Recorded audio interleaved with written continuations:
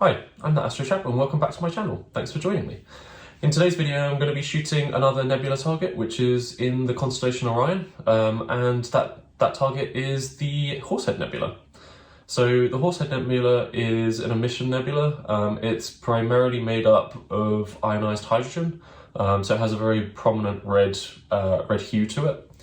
The reason it's got the name Horsehead is because it has the shape of a horsehead in there, which is where interstellar dust it creates kind of a silhouette against the ionized hydrogen, and it is shaped exactly as a horse's head looked like, from a side profile at least.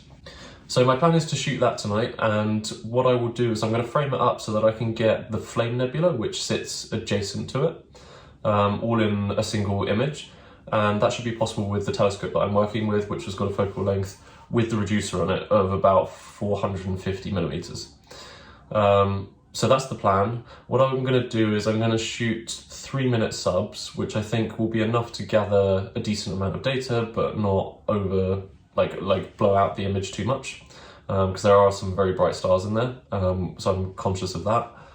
I think in terms of the amount of time I've got to play around with it, it's going to be a similar situation to my previous video where I shot the Orion Nebula, where in the evening around midnight, the constellation Orion drops behind my neighbour's house. So I'm going to have to make the most of it whilst I can. I think I should be able to get about 5 hours worth if I'm prepared and I plan ahead. So with that, what I'm going to do is I'm going to set the telescope up whilst it's still light, have everything ready to go, and I'm going to try and do a polar alignment as early as possible. So as soon as it starts getting dark, I'm going to do that, make sure everything's ready to go as soon as we get to proper astronomical darkness, and then start shooting the target as soon as possible. So that's my plan. With that, what I'm going to do is I'm going to jump to setting up the telescope later in the day.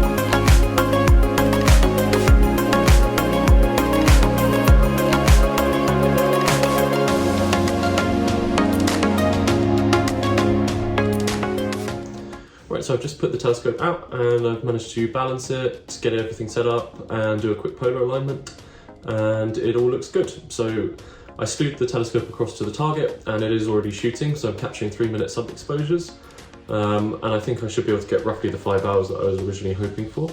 The only concern at the moment is the weather has changed a bit during the course of the day. It does look like there's going to be some cloud rolling in.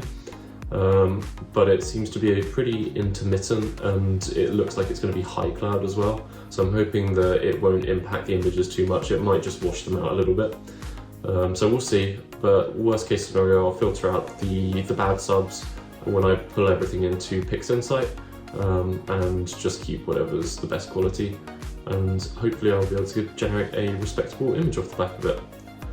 So it's the first time I'm shooting this target. I don't know what the resulting image is going to look like, but if nothing else, it serves as a baseline for future attempts.